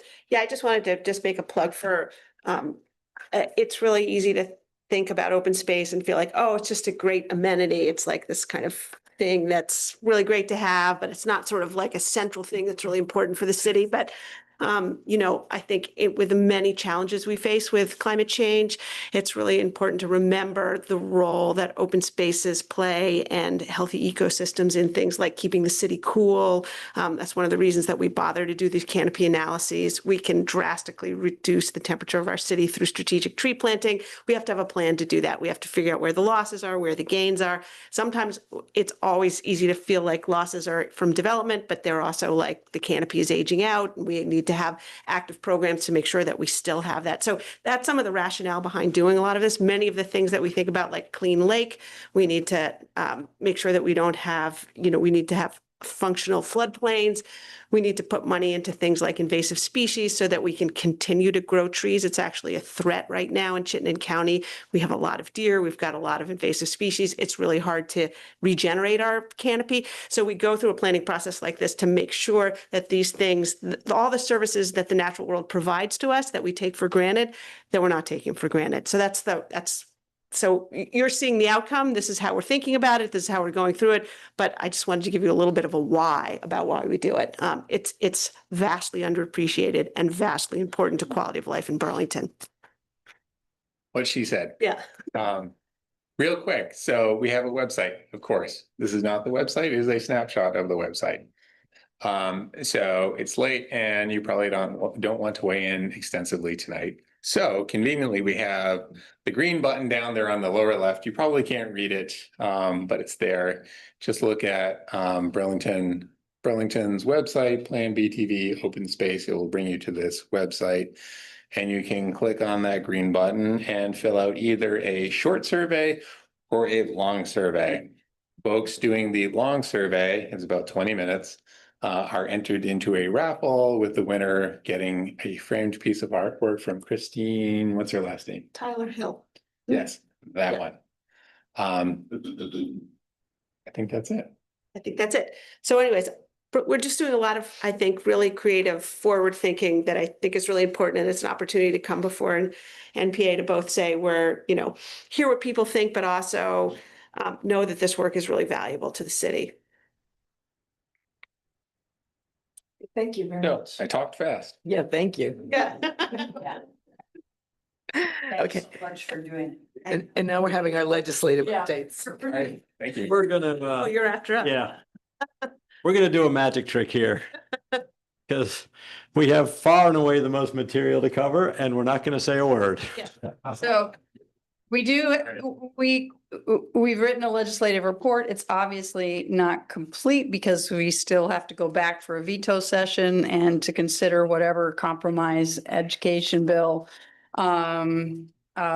is put before us. And again, we're around Saturday from 8 to 10 at Speeder and Earls, but we also can be reached easily through our legislative addresses, and we're both, I think, pretty good at getting back to folks in a timely way if there are things you want to know. So we're happy to give these out. I also have very small QR codes, so there are links in this to things. So if you want that, you can have that too. Okay. I'm sorry? You're going to find that online? Well, yep, it is, we put it out on Front Porch Forum. So the both wards 5 and 6, there was a post that went out, I think it was yesterday, right? And we can send, it's hard to know. We put out a MailChimp to folks who are on our list with a link to it. I can send it to the NPA if you want to have it so that it's something, I don't know if you ever distribute things to people after the fact, but. We do have newsletter.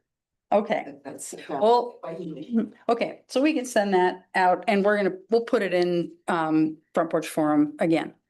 So anyway, we'll be right by the door and hand these to you.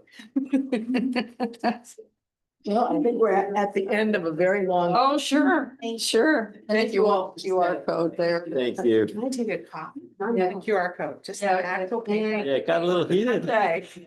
The EVM thing, you didn't allow enough time for that. Yeah. And you can't shut people down. Concludes. Okay, that concludes the June meeting for NPA 6. Oh, okay, I'll just take this one. Yeah, now you're really trying to choose the lesser of two evils, right? Like if you have a full conversation and people leave.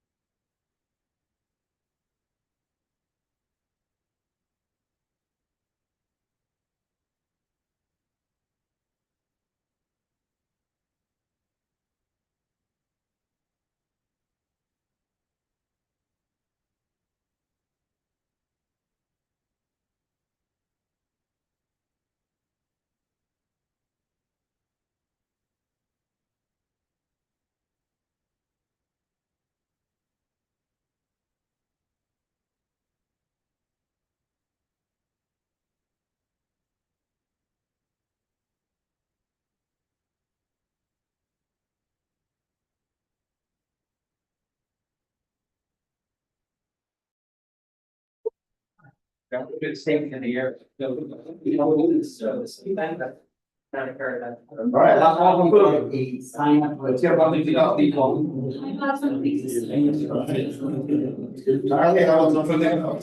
All right, see you. Where'd you go? Fran, thank you so much. Yeah, I'm just saying, it's the most of it. You need help. I'll do it, thank you. I'm gonna come up with the meeting. Okay. Thank you. Sure. That's the process. Yeah, I'm gonna do it. I hear that. I was gonna go to a gas station after this anyway, so I'll be up later. That's right. Well, my name's Will. I don't think I'll meet you again. I hope they have someone hired by the next one. Are they going to hire Summer. Are they gonna hire some? My understanding is yes, but the person is likely going to be based out of the. Oh, that's right, she's. So they're not, that's coming out to see that. Yeah. So you guys don't have another meeting for a couple. No, we don't need this time. Okay, so if something wonky happens, we need to see me again. Okay, okay. Well, then we'll both have experience. Thanks. And if you ever need me again, I'll happy to help. Nice meeting you. Nice meeting you, Charlie. You're welcome. That went okay. Yeah. I appreciate your help. Of course. Everybody's enthusiastic about that, as you can see. You want to take something to go? No, thanks, I'm going away, so, yeah, very much. Thank you, Charlie. You're welcome. So should I just fill out like the form with like the zero like usual or? Yes, Okay, yeah, if you can build them, and if not. yeah, I mean, it's like there's a form that I fill out, but not usually like, He was a regular vendor, right? yeah, but I have to like CC like one of the steering committee members, Oh. because they have to be doing some, one of you guys have to Okay. sign off on it. But Yeah. should I do that for like Nancy or like? Yeah, you can, you can send it to Nancy, Okay. send it to me. Okay, I'll do the people, yeah, Okay. so you have it. But once you feel late, that's the problem. Oh, I got. Oh, her husband was here today, right? But it's not the deal, it's not in town. Nancy, I don't, everybody's away. it's something. It's like it's five of us. It's never happened Yeah. where we're 4 out of 5 were gone. Also, you were the only like meeting member that was present tonight. Wow, people. We've had like just 2 of us people for Ward 5, but never like just one person like. No, never been there before either. Alright. But it was a great turnout, though, like I'm envious. Well, it was obviously, yeah. Yeah, that was like at least Wow. like 9 people. They Yeah, were ready. Thank you, Ryan. and I had no idea like this was happening. I'm so glad I went. I caught me totally unaware. Yeah. It happens a lot with UVM, unfortunately, like I We should gotta allow say. more time. They just like make some decisions and then. Yeah, that's right. Just take it away. But then they use that as backdrop in their marketing, like, they're actually selling Burlington, like, you know what I mean? That would be better for Burlingtonians if you're gonna sell us. I know, it really would be nice of it. Thanks again. Yeah, it's, you know.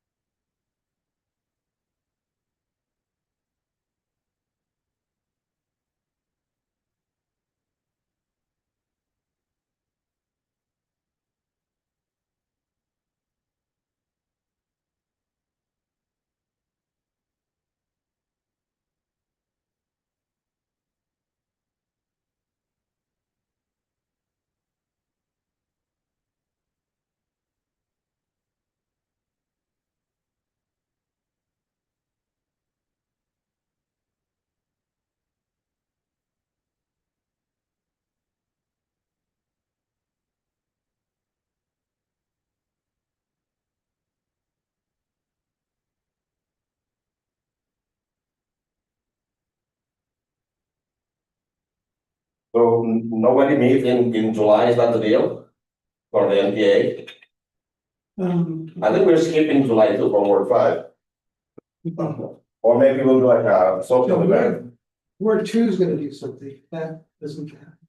Right, I'm pretty sure Ward 6, Wards 4 and 7 are doing something in July. okay, In fact, I think, yeah. Then, and then actually Ward 8, I think is gonna do something in July and August. oh wow. I think we usually do like a social thing, a park or something. Yeah. Hopefully everyone's communicating with what their plans are. Yeah, no, I mean, I checked the, what do you call the Slack channel.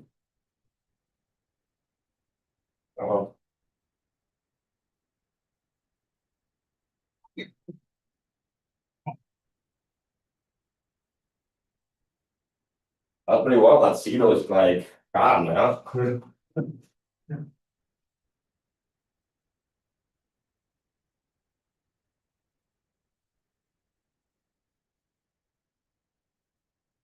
Okay, have a good night. Good night.